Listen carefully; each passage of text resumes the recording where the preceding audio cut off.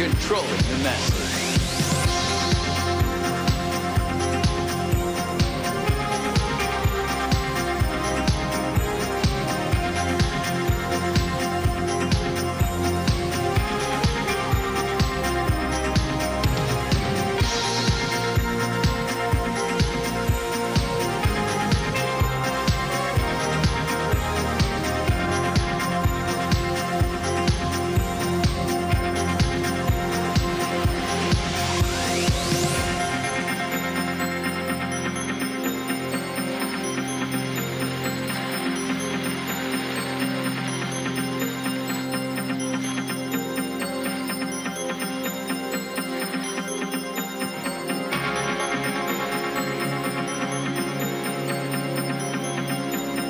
And now, broadcasting live from our near-Earth hub studio, we bring you this NBN Special Report.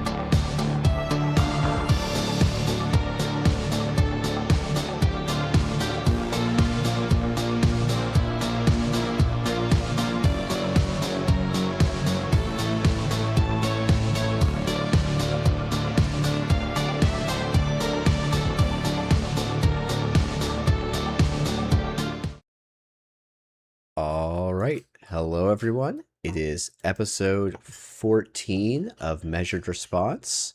Thank you, everyone, for tuning in. We are back once again, as always.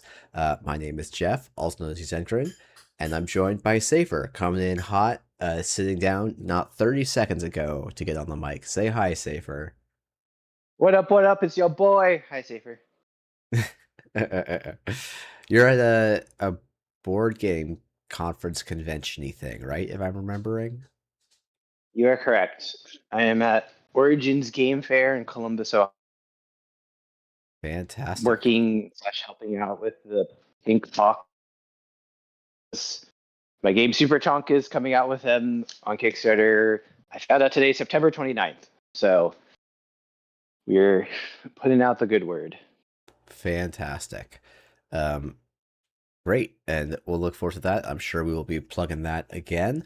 Also, for those of you listening to the podcast recording, apologies that you missed our amazing intro. You can go and watch the YouTube video for about 5 minutes, but I'm probably not going to resplice the recording because I forgot to record right at the start. Anyway, we got a packed episode for you, but before that, maybe I guess I should probably ask how you're doing, Safer. Usually we do this whole conversation beforehand about how we're doing, but we missed that because you sat down like a minute ago. Yeah. So Yeah. I've been doing good. I always enjoy going to game conventions. It is work. Like, it is effectively like networking and working on game ideas. I had like a game pitch for another game that I kind of came up with pretty recently. So it is work, but it's just like a lot of fun, and you get to like meet and hang out with people. Like I literally just came from dinner with AJ Brandon, who's a designer of he does a podcast with Peter Hayward. That's like my favorite design podcast modernly. So it's like you just get to do cool stuff like this. So yeah, that I'm doing really good. cool. Yeah, that's great. How are you doing? I'm doing great, honestly. Like it's when I'm like, why am I in a good mood? It's like, oh right, because my daughter's doing all these amazing new things. It feels like every day she's picking, or every couple days there's something new that she's doing, and it's just been a lot of fun. It is a lot of fun. Today, What? yeah. I love it. Yeah. Oh, so today the big thing was like, I did her. Usually my wife does her bath, and then I do like getting her into pajamas and like reading some stories and going to bed. But today, she was like running away from me on the bed, which she often does, but then was really trying to get down. And I was like, okay, you want to get down?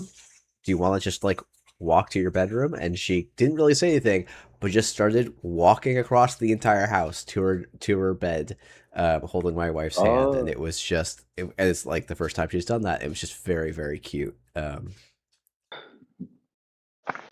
Because she doesn't always know how to say like melted a little bit. Yeah, it was very, it's like she doesn't really know how to say that she's tired or like wants to go to bed right now, but she knows that that's where she goes to sleep. So it's like, I gotta get down and get to my room where I go to sleep, guys. And it was so cute. So yeah.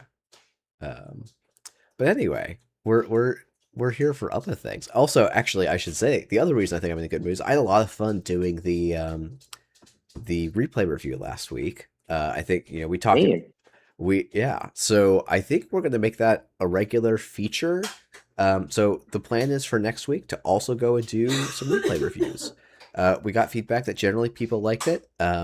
If you still have comments of like, oh hey, I really feel like I would really appreciate if you guys did this a little bit clearer, please put them in the YouTube comments, put them in the Discord. You can probably find us in other spaces too. And while we do have some replays, we're also looking for more. And I think something we'll say is like, we'd love to note if like you're like, hey, this is just a cool game. You guys don't need to analyze this super hard, dude.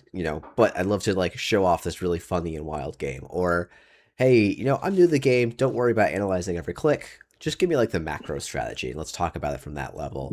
And then kind of a more like, hey, I want some moderate level of turn-by-turn level analysis, or hey, I want you guys like talking about every click level of analysis. And I'll put notes for that in the in a thread. And it's also possible if we keep doing these replay reviews, we might spin that off to a separate feed for people that don't really want to listen to replay reviews in the podcast feed that is also a call-in show. So we'll see. But we both enjoyed it, so I think that's going to be coming back. Yeah, definitely keep us informed on what people like, what you like to see and what you don't like to see, because I think that ultimately we're doing this to be, I guess, consumed for people's enjoyment. So if people aren't enjoying it, then we need to switch it up. Um, Yeah, yeah, but I really enjoyed it. yeah. That was a lot of fun. Yeah, I had a lot of fun with it too. And it's like, hey, if people aren't enjoying it, like Safer and I could just hop on the call Thursday nights for ourselves. We figured, Yeah. people might like it too. So, Hmm. um, with that said, I think we had a bunch of great questions this week. The first half are going to be not super. I had asked people to do like faction related questions, and we got a bunch of those. But we also had a couple of really good ones outside of that. So we're going to start with some of those and then kind of finish with some faction questions. So the first one comes from Clue Drew for the third time. Apologies. Um, what are your thoughts on the basic action card? I'm a huge fan, actually. I think it really opens up the game. I love just deciding to get more options by just drawing. Clicking for credits is a bit more of a backup option, but a very important one. And of course, fighting for space. Purging, I think, deserves special mention. Love that it adds tension to fire stacks. Even just some fermenters ticking up can be enough. Um, so yeah, the question really just was pretty open ended, and I think actually it's something I want to start suggesting people move away from. Is like it's actually better for us to have a question that we can react to and be like, if this take was the base action card is the best part of Netrunner, I think that's like a conversation that we can have a lot of thoughts about. Whereas like just open ended questions can sometimes be a little bit harder to run with. But I do still like this question quite a bit. Um, Safer, do you want to take first shot at this? Because I've been now talking almost for probably 4 of the last 6 minutes that we've been live. So, Um, yeah, I really like the basic action card. I think it makes Netrunner, to be honest. Like, I think that Netrunner has a lot of other things that are working in tandem to make it a phenomenal game. But the basic action card is effectively like the core innovation, in my opinion, on like card games and card game dynamics. Saying that your typical evaluation of card effects and how they work are also need to be compared to this like kind of baseline core is just very different than a lot of other card battlers and how they work. And it really defines the texture, I think, around Netrunner's games, it, including like the very first game you play, even to like, you're playing in the World Championship. Like the basic action card and how you use it because it's always available to you in some ways is like the most important card and kind of defines like how it defines how we all engage with Netrunner. Um, so like from a core systems perspective, the basic action card is just great. I also think that while playing cards from your hand is fun, being able to draw cards is just like a purely fun action. So really freeing up players to be able to draw cards as like a baseline, I think is one of the other really engaging parts about like Netrunner and why it's fun. Um, I think that the other parts of the basic action card are there because of all of the other benefits, not because they're like necessary or particularly helpful. So like purging, removing, like trashing a basic resource because of tag. Those I think are available because the basic action card is already there, rather than like a reason to put it in a game, if that makes sense.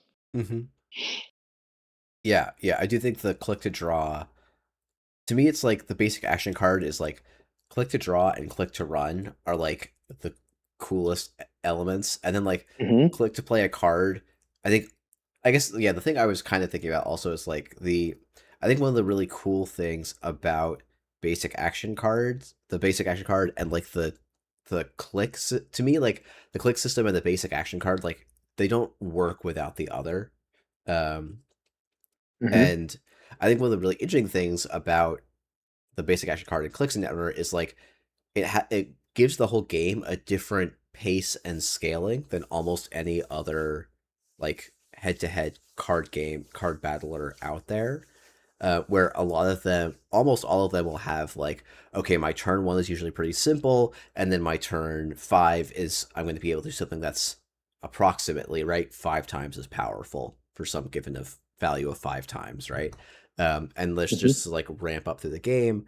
Um, or you'll get exception, like I could think of like, Flesh and Blood, or like there's games where it's just like some games are just like, oh, we're gonna be the same level of gas every single turn, or we're gonna, I don't know. There's like every game has different dynamics, but I think Netrunner's like click action, like both the cost of clicking and then the powers on the basic action card give Netrunner like I want to say like they make tempo like really prominent in Netrunner in a way that I think it's very different in other games, because you're not like in many other games it's like the number of actions I can take is more limited by the amount of cards in my hand and my mana generation, and Netrunner just has an entire like has an orthogonal system to that I think makes the action cards stand out really well. Yeah. I don't know. I think I think that the was other thing that I like about the basic action card is that it gives it gives you something to do and feels like you always have options available to you independent of the board state. And it means that it kind of always feels like the game still has tension and mm-hmm. room to be played.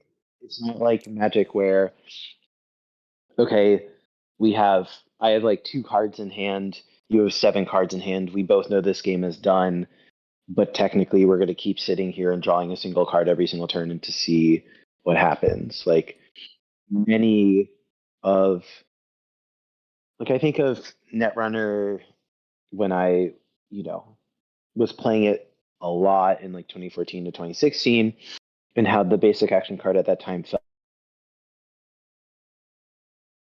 Oh, I lost you a in a bit lot there. of, um oh no. so you were, I heard up until about when you were playing Netrunner a lot in 2014 2016, but then lost you after that. Okay. The basic action card felt more relevant, was what I was basically saying.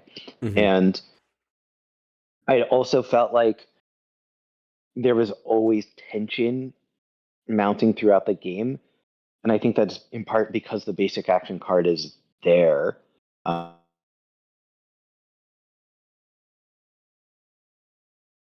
and Okay. have agency in the game, even when the cards in your hand aren't what you are looking for at that time.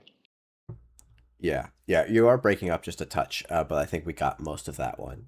Yeah, and I agree. Okay. The click to draw being an out that you basically just don't have in many games, I think is like a huge power of the basic action card. I will say 2016 is about when I would say the basic action card started its decline in relevance, but that's kind of my own personal benchmark for that, and I'm not even sure that's quite correct, but um, So I was in the golden era, is what you were telling me. I mean, like, yeah, 2016's like Temujin contract, which is like the card for me that was like, oh yeah, Yep. we don't need to play with the basic action card anymore. We have a click for four button, and like the game is about drawing that click for four button and clicking it as quickly as you can.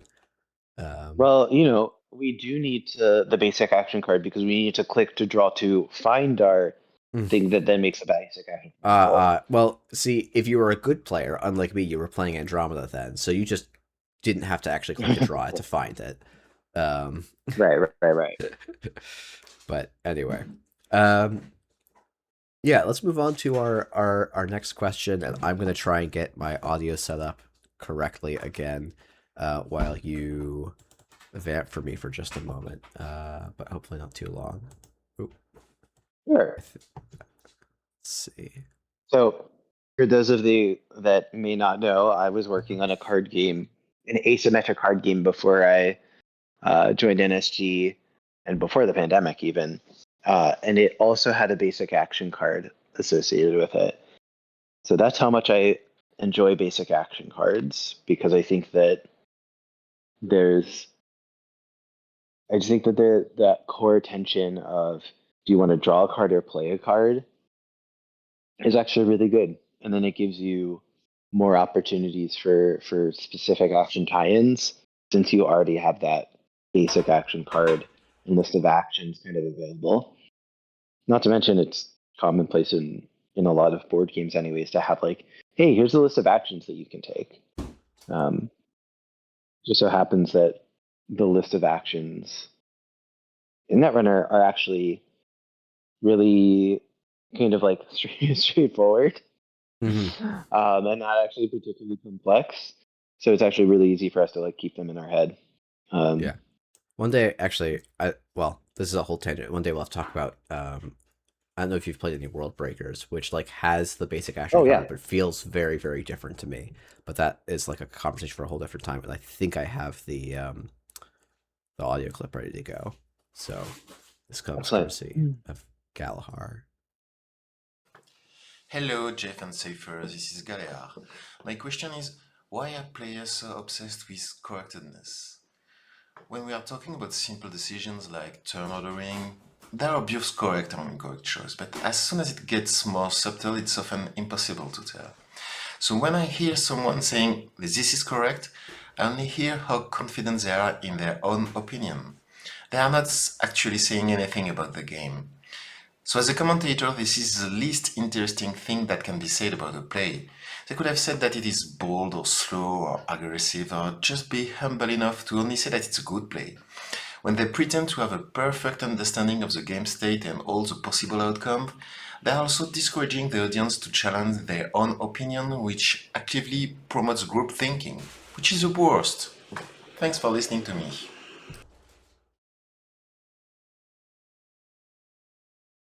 Uh, So I'll go. I could go ahead. Um, yeah. love this take. I feel like I just got scolded. I I, deserved I it. I feel that way too, but I think it's also a great take. Yeah. Um, yeah, I don't know if this comes off of the back of uh our replay reviews. I feel like it does, and I feel like you and I are definitely the kind of players to say that was correct or not correct. Yep, yep, yep. I Um, I meant to go watch back and see if I could get a count, like how many corrects per minute we were doing, because boy, I know that's a word I use more than I should for this context. it Um, definitely is. I think okay, top of the thing. Bold and all the like the other descriptive language descriptive things I think is great for commentating. That makes so much sense to me. Um, I think that that's something that really good like esports commentators I'm like really impressed by how they use kind of different descriptors and also their own like vocal tones to like give you the sense of the game and the emotions of the game because that's what they're trying to convey, rather than making like judgment calls on if a play was the right thing to do or not the right thing to do. um, because I've been playing a lot of Pokemon Champions and watching a lot of Pokemon content stuff, Pokemon is fresh in my mind. And Pokemon has like a lot of analogies with net or like turn-based card games where it's completely open information in tournaments. And so it's a lot easier to focus on plays and say like if I was in this situation what I would do and have some sort of situations where this was the optimal thing to do or the less optimal thing to do.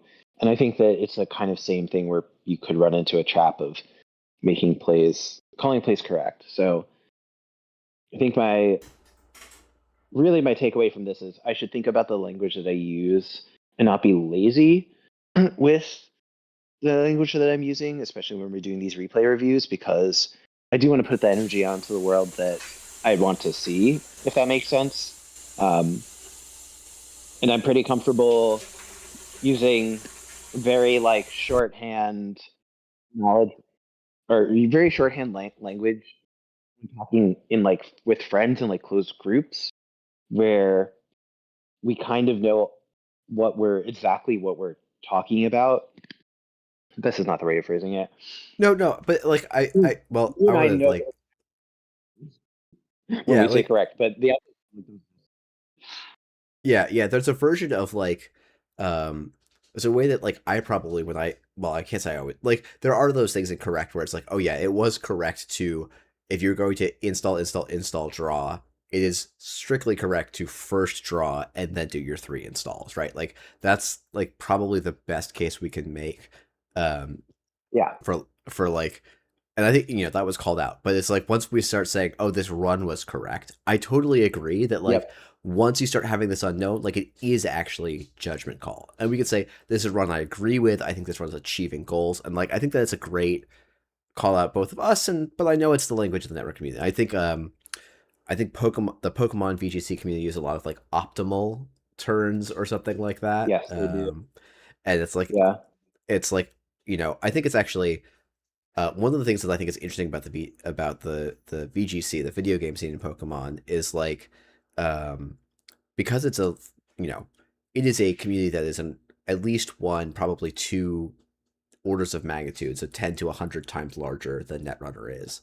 And so you actually have a lot more players that are but that basically means it's like, oh, our top 1% of players is a like they still have a top 1% of players, but it's like a larger portion of the overall, like there's more people in a tournament that are at that skill level. Um so they're like top 16s are all people that are really, really, really, really elite, as opposed to network events like, this is something I think is great. Like not every single person every time is going to be in a player that I'm like, oh, I know this person, all that stuff. But what that means is like these players have a lot of understanding of the meta and a lot of understanding of like what the correct choices are.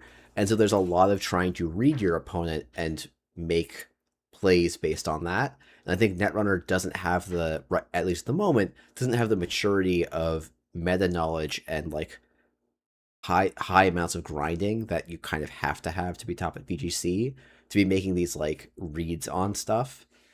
And the tie back in here was just that like in Pokemon, someone making the correct play or the optimal play, like I actually think it's even a worse use case than the like correct in Netrunner, where it's like, oh, the optimal play it's like assumes your opponent's going to take the thing that is least disruptive to your play in a lot of cases.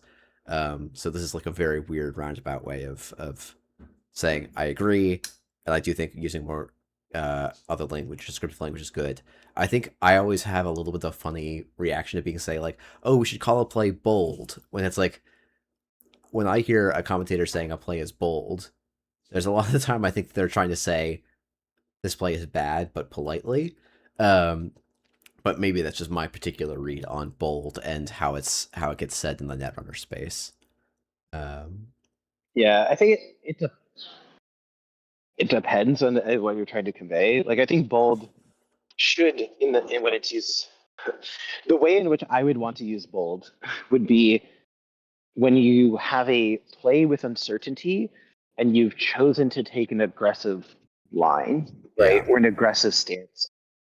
Um, I I think that it's correct during commentating to, even if you personally disagree with like the odds, or if you think that it like the play is optimal or not, or you see something that you would do differently, I think it is correct to still just kind of not focus on like if things are right or wrong, especially from your own perspective.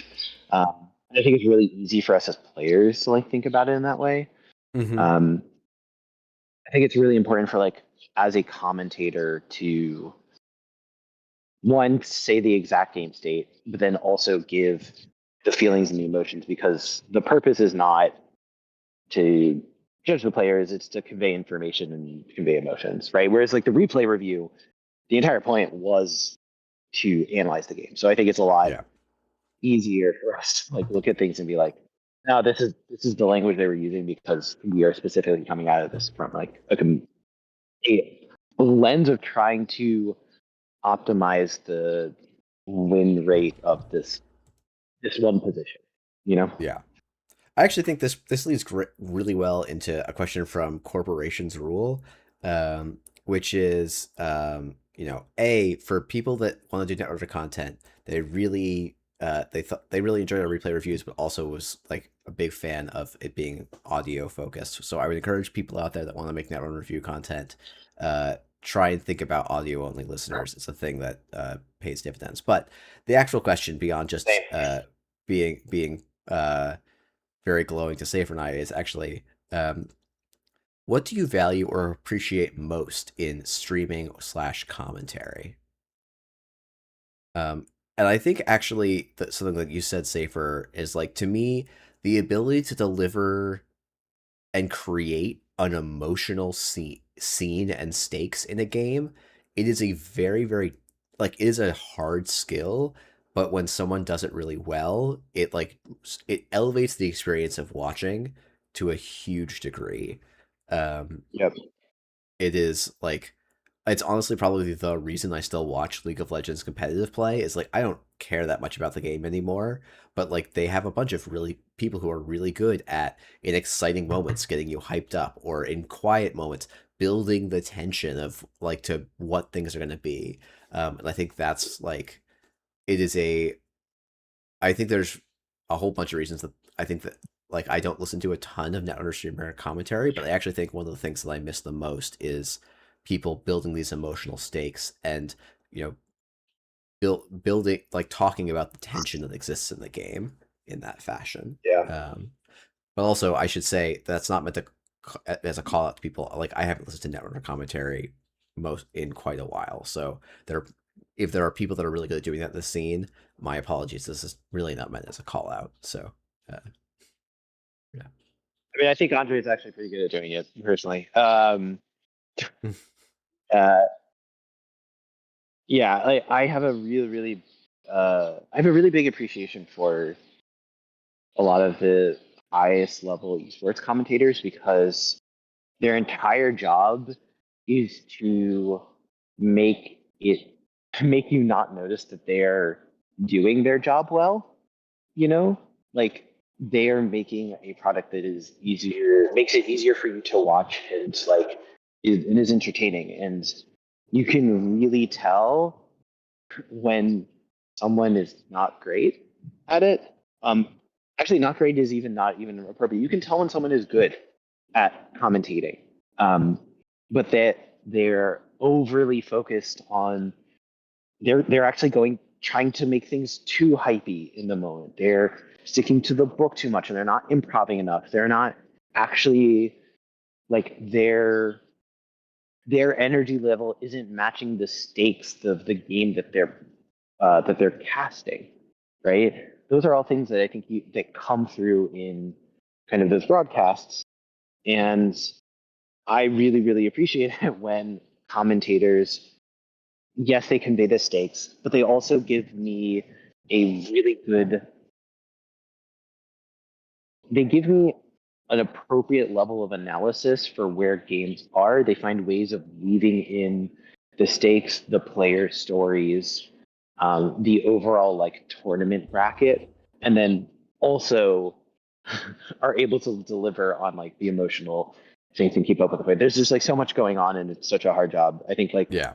Monty, Monte Cristo and Doa is forever probably going to be my go casters, but um, it is But to me, it's funny um, because like that was such like I think of that like I didn't watch a ton of their casts, and I always think of it as like they were like half the time just doing a podcast because the games of that era would just have like 20-minute that is stretches where not much happened. Um, yeah, and that's hard. Like yeah, that is not necessarily an easy thing for them to do. yeah, So and they would have to do that multiple times a week for like 3 to 5 hours a day. Like it was a real skill. and the thing is, but they also like casted worlds. They also Yeah. casted a whole bunch of games in Yeah, the yeah, they were able to finals. hit all They those emotional registers and those like in the high yeah. stakes moments turn it back to that high stakes level. What was, the other thing I was going to say, and like I think like there's something with like esports games where it's like oh there's and even and Pokemon VGC where like they have this like nice thing of like things happen and then both people like take time to think or like move around like there's like downtime and really sparse uptime and so you can have like the play by play and then the color like bounce back and forth a lot. I think in Netrunner that's actually a lot harder to do because the play is generally a lot more fluid. And so, especially in the Netrunner community, people that can do that handoff between play by play and color really well, it's very challenging. And like, especially because everyone's doing it as like a side hobby, and almost every time you hear two people commentating together, it's the first time they've ever done it together. But when Yep. that works well, it is like it is really a fantastic experience. So I don't know. One day, Yeah. hopefully, uh, we can talk.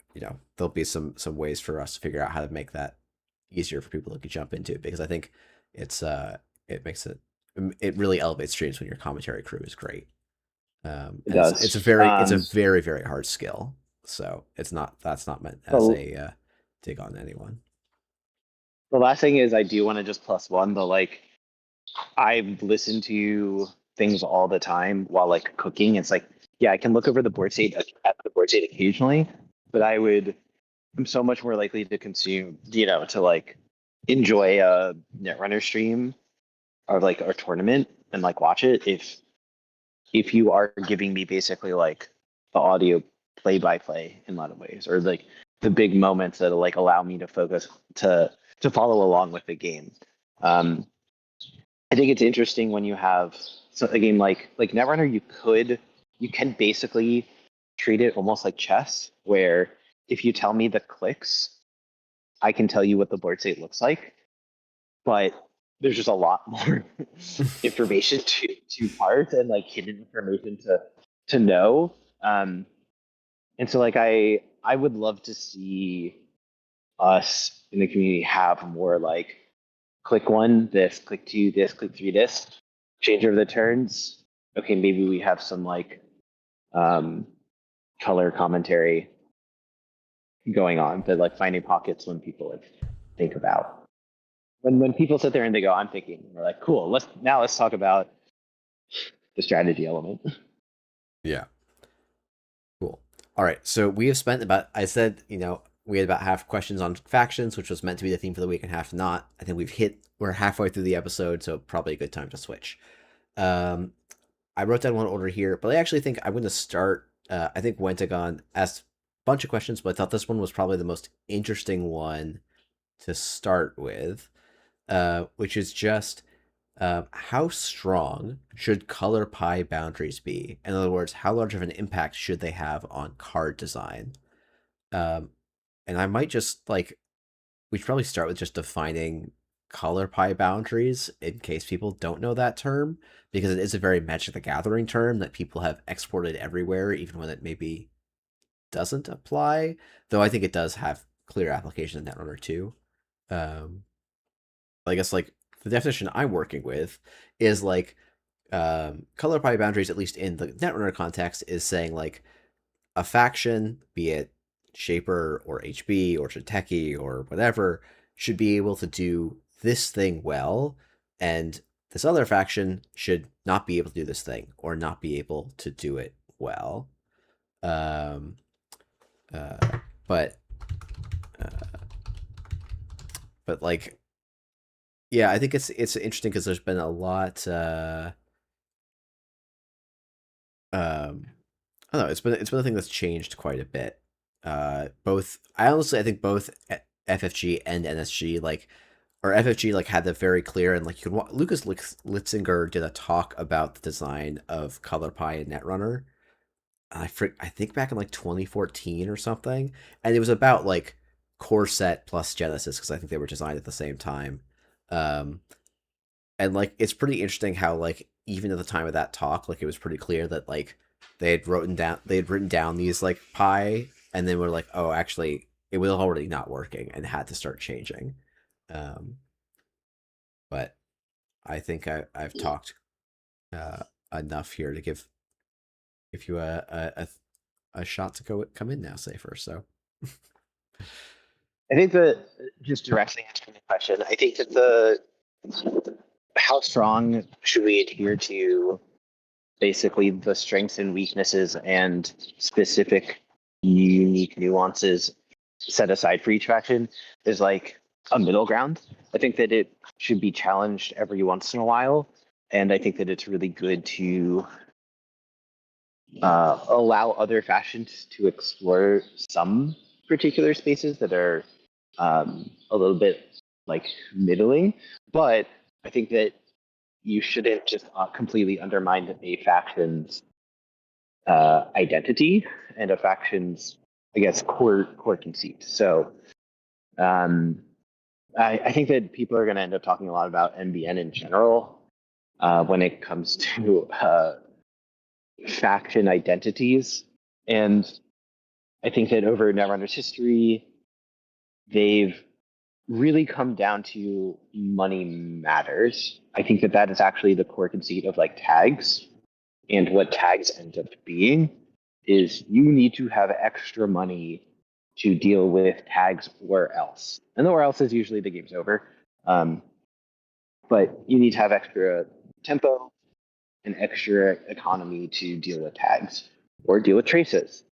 And you can't just say NBN is the only faction that makes you have to care about money, right? But they Yeah. do that in a very specific way. And so, NBN, I think, has had a weaker faction identity in recent history. And to me, the question is, how can we express like money matters and make it so that when playing with and against NBN, you're really focused on your credit totals. Like that's kind of like what I think of it. But measured response makes you care about your credit totals. Does that mean it shouldn't be in Wayland? Like, no, I think that it's a very clearly like Wayland-esque feeling card. Yeah, I think actually, like, the thing that reminded me of is, like, I think there was a period where it was like, oh yeah, okay, you know, for example, like, criminals have the best killer, shapers have the best decoder, anarchs have the best fractor, you know, shaper is the draw faction, criminal is the run faction, and anarch is the disruptive faction. Like, there was like this mechanic, this like way of playing the game should only be in this one house, right? And I think like it turns out that that was just kind of not really fun. Like it meant you just said, okay, which faction can afford to spend the most of its influence to shore up the thing it can't do, and then that's going to be the best faction in the game. Or in the really early Netrunner, oh, we just accidentally, well, who knows, accidentally, criminal gets like two of the most powerful cards I think ever printed in the core set, and so it's just going to be really good for years and years. And like they'll cover for some of the other weaknesses for a long time. Um, and I think even like I think Magic the Gathering Color Pie is like in many ways for a long time was like a mechanical first discussion where it's like, okay, blue gets card draw, green gets ramp, like this mechanic is locked to this faction. And I think part of the thing with Netrunner is that like the game is so inter like everything feeds on everything else. Like there's not a system that you can kind of pull out and be like, okay, it's okay that this faction can't do thing. Or there's fewer systems that work that way. And so every faction needs to actually be able to do most things in the game. So the faction pie to me ends up feeling more about like the vibes of how they're doing the thing rather than the mechanical play of the game itself. Which I think like flavors how I think about Color Pie and Netrunner a lot more now than I think I thought about it when I was first getting into the game, where yeah, you define things quite discreetly. Yeah. I think that you can kind of abstract it a little bit and say, how does this faction achieve this thing that that every runner needs to achieve? And then the method for how they get to that outcome, that's how, faction strengths and weaknesses can be defined. So, how does criminal see more cards in their deck or find the cards that they need to find when they need them?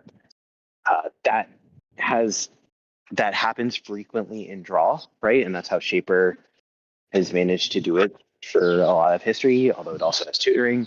But like, yeah, wild that one faction got tutoring and card draw. Like, what a weird. I honestly don't know. Like that one is like unironically really, really weird because I think what it actually is that it is amalgamation of when are the runners supposed to be able to find their keys for the locks, and shapers are supposed to always be able to produce a reliable a key and that key is probably going to be efficient, but only under certain. Yeah. Yeah, I know. I think there's one day I like have an essay at some point that I'm half writing about Shaper faction and its problems. Um, and like SMC and simulchip are a huge element in those. On top of the draw stuff. Meteor also points out like the game does ask runners to do everything, and so like I think runners having a more diffuse faction boundary I think makes a lot of sense. I think like corps do because they get to set their own like because they're like making the shape of the game. They can have a little bit stronger of a pie, and like for a long time it was like, okay, NBN had tags and kill, Jinteki and Jinteki had net damage, like they had like a little bit more separated pies. And I think like that still exists to some extent. But I think it also like you don't want to make Wayland's the only faction that's allowed to make money, or HB is the only one who's allowed to have campaign style assets, because like you want to be able to spread that flavor around, and like I think actually seeing how different factions do different game mechanics can be quite interesting, and like a lot of makes the game feel very interesting. And yeah, I agreed with Meat here that Simulchip being both econ and recursion is a little bit.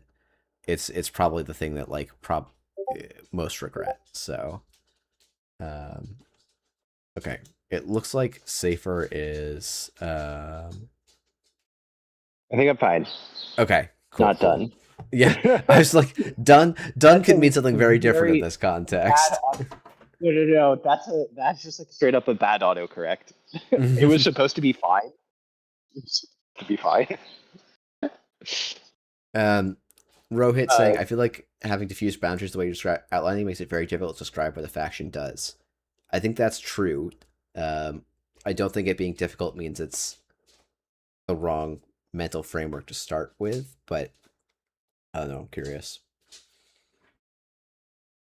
Yeah, like I still think that the best identity for a faction of any of the factions that I've heard comes from Sam, actually, and how she described Wayland to me, which was Wayland doesn't put up walls to like keep you out. It puts up walls to like deter you, and then if you overstep their boundaries, then they will come for your house. Right? It's not that exact way. She had a much better like actual wording that I would want to go look up to like exactly to like really have it fully hit. But I think that is okay. We talked about this a little bit with commentating, but in a lot of ways, games are actually just about emotions and conveying emotions. Yeah. So like you can have this is how this faction conveys this emotion, and then that's represented in the game by having strong barriers and having repercussions for when you're like able to go through those barriers, right? Yeah, it's an example might be also like HB Glacier and Jinteki Glacier feel very different, even though they're the same strategy, and it's not because like if you like take enough steps of abstraction back, they're both just asking you, can you efficiently break my ice enough times to get the random accesses and break my remote upgrades? But in one of those matchups, you're like, okay, HB can't do anything to me, but they've got some really overcurve things. And then Jinteki is often like, okay, their stuff is pretty on curve, but if I check it too early and too aggressively, I get punished. And there's this like, that feels very different, even though like, if you did out all the math, they're gonna be pretty like when the both factions are viable, it's because the math comes out the same at the end, but it feels very different in the play. So yeah, like Glacier is a good example here because Jinteki is saying, "Hey, I'm taxing you on cards in hand," which because of the basic action card is just click to draw at worst, and HB is taxing you on quite literal your clicks, and so because every single runner has a different way of like if you think of it as a scale, right? How draw efficient versus credit efficient versus click efficient a runner is. Every runner, you know, expresses that differently.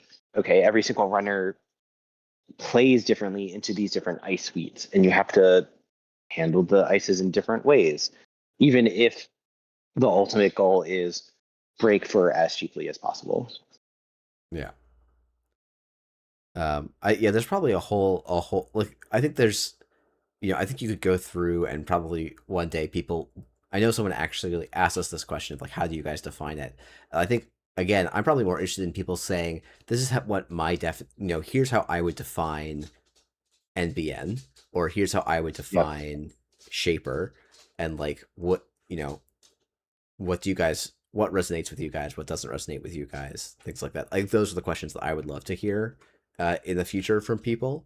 And yeah, actually, I don't even know that Wayland's like, oh, we have strong barriers. Like we have barriers to keep you out, and then if you decide to go through, then we decide to like uh, to get the repercussions. The goal of the bear, and that's a different philosophy, different philosophy. But anyway, Rohit actually had another question that I quite liked, and it ties in really well to the discussion we've also been having, which was just, sorry, uh, what do you think different factions are intended to be bad at doing?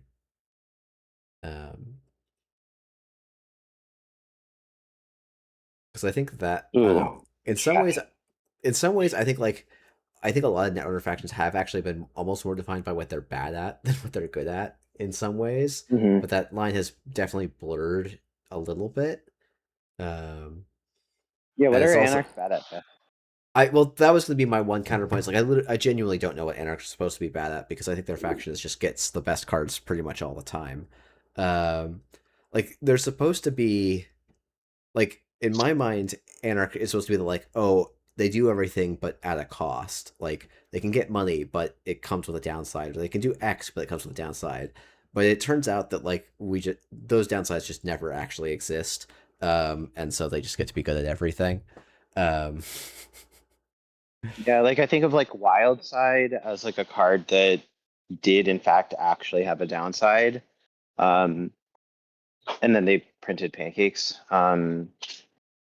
But even when even when it does have a downside, and it says that you are a 3-click runner that gets to at the start of your turn draw 2 cards. I think that what happens is players optimize the downsides out of cards. yeah, Like either you are not going to play the card, or you have found a way to mitigate it to the point where the upside truly outweighs the downside. And so I think it's not just Netrunner. I think I've seen a lot of these attempts from Magic or just in board games in general. This idea of power at a cost, and I don't think it's I've ever seen it truly manifest the way that I think designers want it to manifest. yeah. I feel like it almost always ends up either the cost is high enough that it's just not worth the effort, or Mm-hmm. you find the way to make that cost as irrelevant as possible, and so it just ends up not mattering. Um, you're saying like anarchs have a problem with liquidity, and that's like I actually don't think that's almost like there have been periods really early in the game where that was true, but like I think of anarchs as the richest and most liquid faction for many years now, and like I'm not just talking about like oh NSG companions herder like most after about 2016, Anarchs were the richest faction in Netrunner by a significant margin. Um, and like it's hard to even point to individual cards back then. Like Val was the best econ card in the game for quite a while. You had liberated accounts, and it's like, I mean, there's a whole Probably bunch of things Wizard, that are I making guess, Anarch more quite than good. anything else. I mean, I'm the bin assuming it's breakers Wizard. all the bit yeah, Wizard was a lot of econ, bin breakers were a lot of econ, Max was a lot of econ. Like they just had a lot of econ in different shapes. So you would just pick the one that Right. was most appropriate to the meta. Yeah. I do think that being able to click to draw a card, as much as that does have economic value, is not true liquidity, right? It is not credits. And I do think that modernly, and also like in previous metas, not just the current meta, if Anarch is, if you have like these like Vampire Host lists, sorry, I'm like referencing Vampire Host because it's what won Worlds, but the modern Lou lists, they have a lot of economy available for them to use on problems, but they don't necessarily have that many raw credits, not in the way the criminal does. And that I do think is a difference. That being said, I think the Shaper lists also don't have that much liquidity. Yeah, um, it's like while technically I think Vampire Hosh and current Lou are in that in that camp, like Turbine Anarch was defined by they would get Turbine all their breakers down on turn 6 and somehow also have 20 credits. So like right. I feel Yeah. like we're almost focusing on the exceptions um in Anarch not having liquid credits. Though I actually think some of that is like when liberated accounts went, that hurt Anarch. Like that was actually a huge load bearing converting tempo into liquid credits for Anarch because while it was not like the math says that card should not be that particularly good, but I think in practice it ends up being quite good when you can get when it was when it was correct to get it down. It was like one of the best econ things to have because it could be so many credits in so few clicks. I think currently, if you're sitting down across from Anarch and they're rich, like actually like 20 credits rich, it's probably because they have played 2 to 3 daily casts throughout this game. Like their daily casts have mostly paid off at this point. And that's probably the single card that is doing that for them. Yeah. I think other factions do. I think basically every other faction does have a pretty clear weakness. So like I think Shaper actually for a long time did have like actually I think Shaper's had a couple different problems. I think some of them are really interesting, and some of them have been less interesting.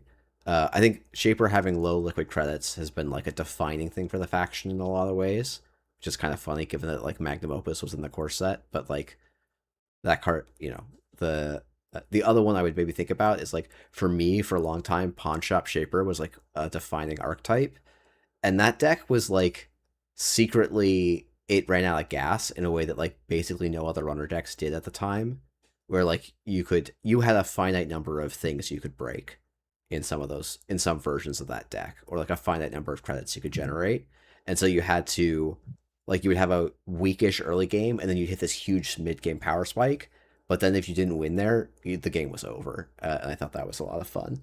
I don't think that's like a thing that people are leaning into because similarly to the comes with a downside, that's such a hard thing to balance and land in a good spot. And also it like kind of clashes with another like the Doomrig Shaper identity. So it's just like a weird I would almost say emergent property. What do you think Jinteki's weaknesses as a faction are? So for me, um, the me here just quickly saying Six Sure Gamble's faction has a low liquid credits. I mean, I I actually do, and I also think the Creative Commission probably like Creative Commission was a mistake, and that's like I don't feel like it's a Creative Commission doesn't feel like a core Shaper card to me. It feels like a exception. Um, but Jinteki's weaknesses. Okay, I think Jinteki has historically lacked a lot of strong end the runs, right? So if the runner can face tank damage, Jinteki actually loses a lot of its teeth. I think it's like for me, it's been one of the big defining things. And I think almost their money has historically come at a high like does come at a cost. So like to me, the defining Jinteki economy things are like Sundew, which requires setup and is an asset. Celebrity Gift, which required you to show the one in your hand. I think Hansei kind of continues in that tradition where it's like, oh, I have to give up cards in hand to go and make my money. But I'm curious what your thoughts would be on Jinteki's defining weaknesses. Um, I would say that they actually do the power at a cost pretty well, Mm. because that's usually how they get their economy, and is usually how their quote unquote weirdness ends up manifesting. Is here's this unique effect that has a cost, and the cost weirdly may not even be written on the card. It could just be a deck building cost. Yeah. Um, but Oh man, yeah, I'm about to say like yeah, like Alco actually has cost associated with it, but like that's so many people are going to be angry at me for saying that right now. I mean, look, But Alco is a blank identity if you don't have any synergy pieces with it, which is probably an like what a bad faith bad faith statement. yeah, but yeah, no, But I'd like yeah, Jinteki has had a lot of IDs that the like their whole deck is built to be this engine that works together in a way that like I don't think is true of every other faction. Um, yeah, I think that the what's interesting to me about this like conversation is that with the runners we're talking about kind of a myriad of different things, and then the key thing that you said that I think stood out to me the most, that felt like definitively true throughout the history of the game, was like how the ice is defined. yeah, And I think that that's probably true for the other core factions as well. Like, okay, sure, yeah, most of them can play hedge fund. A lot of them have like operation economy or asset economy. A lot of them have defensive upgrades that, like, sure, they change how the game is played, but ultimately they're still like kind of doing the same. Like they have the same core conceit, and the avenue for getting to that conceit doesn't even feel that different half the time. Um, but the ice is where the texture makes the game like feel really, really different across core factions, and their, you know, either what their ice in particular is good at, or the ice types and how those ice types manifest. That's what makes things feel different. Like that, I feel well, like is where core faction strengths get most honed out. it's interesting. I think you're probably right. I had two quick thoughts on that. One, that is an argument against our continual bugbear of all ice should more ice should be one influence. But uh, No, it's not. yeah, That's not. yeah, It's. I'm not saying all ice should be one influence. I'm saying specific. Like we should have more one ice yeah. options available to us. Yes. The other thing to me is like, oh, as someone who's played a lot of Wayland, I think of ice as all like it's funny. It's like there's part of me that's like, oh, I actually know exactly what defines Wayland's ice, which is like it is almost entirely like gear check style ice. It's very rarely ever taxing. Um, yes, there's advanceable ice. That's its own whole thing. But the reason I like gear check resonates so much with me with Wayland is like Wayland is historically the faction that's like, you know, burn bright and briefly, in a way that I think no other corp really has defined that. So like that's maybe the exception. I guess it's also like for me, it's hard for me to place an NBN ice identity in quite the same way. Though if someone says NBN, the first two cards, literally the first two cards I think of every single time are pop up window and toll booth. Like before I think about any tag card or AstroScript, like it is probably pop up window and toll booth that define NBN to me. So maybe you're right. It is just ice defines corpse in a very profound way. I think that it's probably because the game is defined around running. That's the thing that makes the game different and unique. That's where the core tension lies in the game. That's like what implants in our memories. And ice is the core, like ice breakers are like that interaction is kind of the how the how the runs are negotiated.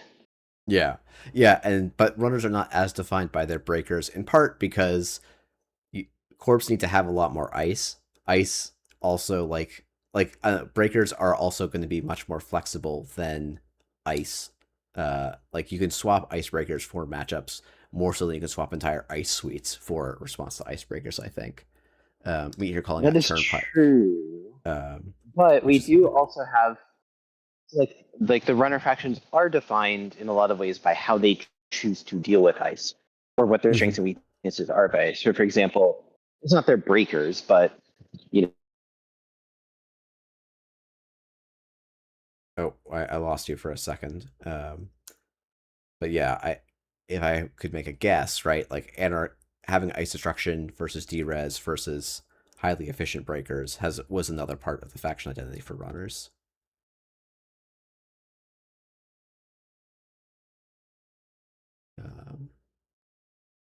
Yeah, I think Luke's shouting out Data Raven. That is also probably another defining NBN ice. Um, yeah, I do think it's a little bit, something it is difficult, I feel like. I think there's been some it's hard to make ice that iconic, I think. And I think it's a thing for keep thinking about. But yeah. Let's see. Hotel Wi-Fi is getting safer pretty good right now. So that's funny, Luke. For you're describing Data Raven as scary and potentially lethal, even if you have an answer to it. Um, I feel actually like that's the one thing Data Raven always had the bounce option, which I think meant that it should rarely be lethal. But Can you hear me now? I sure can hear you now. Cool.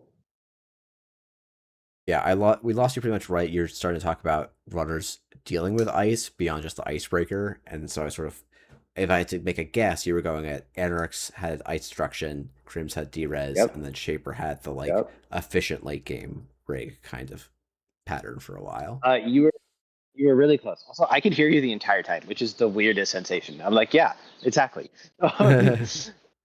The Yeah, so like Anarchs are in a lot of ways their faction identity revolves around ice destruction, which is unique to them, and I think that's a very solid, hasn't been changed, shouldn't change faction identity kind of thing. It's how the factions deal with ice that is defining, and like yes, it's D-res on criminal, but I actually think that it's more that they have temporary or tricky ways of dealing with or getting around, bypassing, uh, Mm, you know, yeah, breaker, changing server, maintenance access changing server kind of effects. And that's what defines them because they're bad at repeatedly breaking things. And then Shaper is defined by the fact that they are good at repeatedly breaking things once they have set up a rig. I think those are like the most core to the runner factions and how they feel to play. yeah. It Actually, I just think one goes of back to what yeah, the Ice Icebreaker thing is important. yeah. I think my favorite Shaper breaker that we still haven't quite seen again was Cyber Cipher. To me, where it's like, oh, this is an efficient breaker, but it has this absolutely wild restriction on it. Like it's so limited, in a way. We, Ams and I were like, how in the world do we, do like a cool cyber cipher thing for a long time? I mean, I think Uh, Simulchip, I think actually is a good reason to have not really done it for a while, because Simulchip is a way to make it not very fun, frankly. Having played some Simulchip Cyber Cipher, uh, yeah, I mean, this is definitely the downside of having really, really potent and probably slightly overloaded cards is it makes the cooler cards that have the conditional power. It removes those conditions, which then makes it like those cards just really, really powerful, and then also like not fun. Like the yeah, entire point of the fun is the restriction. yeah, yeah, and it's like, oh, this actually just isn't a meaningful restriction anymore. Anyway, we have gone now almost 50 minutes over the hour. Do we want to hit the last question we had on the list, or do we want to maybe come back to this because there were some other questions and let people do some more faction-based questions in 2 weeks when we do our next measured response? I could do one more, and I think that I don't know. I think the internet should be fine. Okay, cool. I think. So this question comes to us courtesy of Jinxie. It says, what do you think the biggest faction misses are for cards that feel out of place for a faction? They then say, Burner stands out to me as an HQ disruptor that feels like it should be a criminal card. So I don't fully understand this burner thing. Yeah, I don't. Um, Burner is the one that everyone always shouts, and I just like I don't actually understand it either. Um, I okay, so um, we all know that I love Andre. I think that he's great for the community. This is not a commentary on either his content or him as a person, but I do think that this feels like a thing that um, Andre has this opinion, and then it gets set out into the world, and then other people are like, "Oh, I also have this opinion," and I'm. It's really hard for me to understand if this is like a like how much would this be true if Andre didn't have this opinion and harp on it a lot during streams? You know what I mean? Like, Yeah. would it be a thing that comes up this frequently? Maybe it would, and if it would, then, like maybe I'm just wrong. But I kind of have this feeling where, like, the premise of Burner was just like Eye for an Eye because they came out in the same set. How would we make a card that feels like that's HQ like multi-axis that feels like that faction? And people can say like the Burner doesn't feel like it's a shaper thing, and I'm like, okay, that's I would like I don't understand it, but I can believe it, or I could Yeah. be convinced into it. But the the strong case for it being an appropriate shaper card is that you are not accessing the cards in HQ and you're manipulating them in R&D. You're kind of controlling the board. It's kind of like is it Woman in a Red Dress? No, not Woman in the Red Dress is not the right one. That was see the top card of RT. There was indexing, which is right in the top 5. Yeah, indexing is was there a shaper card that exists where it's like look at the top card of R&D, put it on the bottom? Is that Uh, that is a card. I'm trying to remember if that was shit. Oh, there was a equivocation. That was the card, right? equivocation? Yeah, okay, thank you. Yeah, equivocation. Um this is also something that we play tested before, which is part of the reason why I'm getting maybe slightly confused. But like that's a clearly shaper effect. I don't think anyone would say, "Oh, you look at the top card of R&D, you can choose to put it on the bottom or not." That's a shaper card. That's clearly a shaper card. The fact that you're doing it from cards in HQ is, and all of a sudden it makes it not a shaper card. I'm like, I don't know if this fully Okay. backs for me. So here I will say me here said something in the chat that actually to me, I don't know if this is how everyone feels about it, but like me here wrote like, oh, the fact that Burner is arguably scarier than transfer of wealth in the mid game, and Burner is a powerful effect on most board states, and say I don't really mind Eye for an Eye because it's worse unless you combo it or play it in very specific scenarios.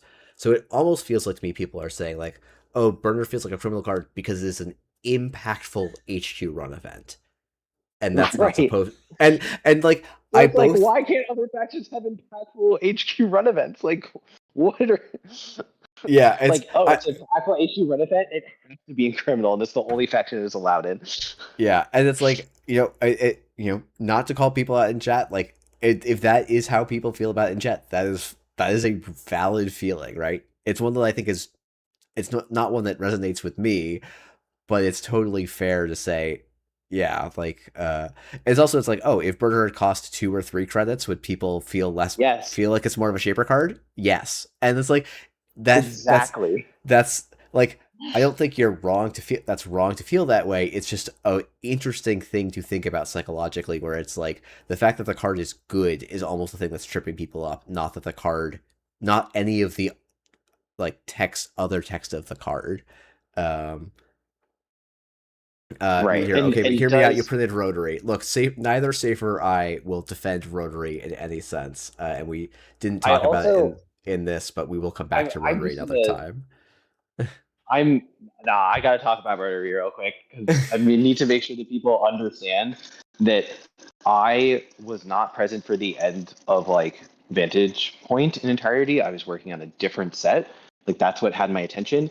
I loosely was looking at things, and the team could come to me with anything. I consulted in Milius U, for example, like towards the end, and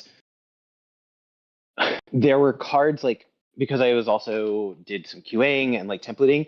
I literally read Rotary and I thought it had a previous effect. And then as it was about to release, I read it and went, wait, what the fuck? Like I Yeah. literally thought the card text did something else and then read it and wait, I don't understand why this card has these exact numbers on it. And this is not I'm realizing I might get myself in trouble here because like I shouldn't. This is not ragging on the team individually. Making cards is really hard. It's just that honestly, you can only have this thing when you're not deep in the weeds on the things because that's just how game design works. But like, no one at NSG is sitting here and going, Rotary is a good representation of what we think criminal consoles should be in terms of power level. And like, so you could bring it up, but like, let's just say that it's not representative of what like we would like to see moving forward. It's not representative of what we printed in the past, and move on. Yeah. I want like people in the chat are characterizing this as saying like, oh, Shaper is the best HQ run event. And I'm like, if I go back and look through the top X Shaper events, I'm not even sure that any of them have been running Burner. Yeah. I feel like there's this weird alternate reality where we're not seeing Transfer of Wealth as a 3x in every Criminal deck, and Criminal being, I would argue, the second best faction pretty clearly, and that Burner is in fact a scourge on the game, a card that I don't think has seen any serious play as more than a one of since release. But I also do agree, like, Burner feels quite strong. It being a Shaper event feels awkward, and also that Criminal has not had any similar multi-access is like, to me, is a hole in the game. It's not like oh, everything in the game is as it should be right now, and every faction is in the right state. Me here, I'm not going to get into this whole argument right now, but I would like, I think if you are if someone is a top level Criminal player, this is still a good meta for them. I just, but that's a whole separate conversation. I think that the okay, I'm bringing us back a little bit, right? Where if like how should faction identities and faction strengths and weaknesses be expressed, right? And where do you draw the lines on things? And I think that a card, again, how a card, you should allow for players to achieve similar goals that are necessary in the game. Shapers should have the ability to apply pressure to HQ. We shouldn't just say they have to import those options from other factions.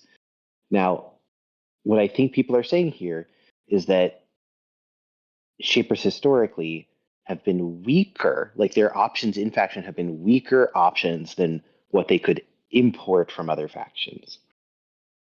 And so that would, under that idea and that methodology, you could say Burner is very aggressively costed and is costed in a way that allows it to be played in metas where it otherwise wouldn't if it costed more. And I would say that when we were printing Burner, I was sitting there and going, should this, how much should this cost you? And realistically, if it costs you, it probably play right now, it sees less play than what it currently sees.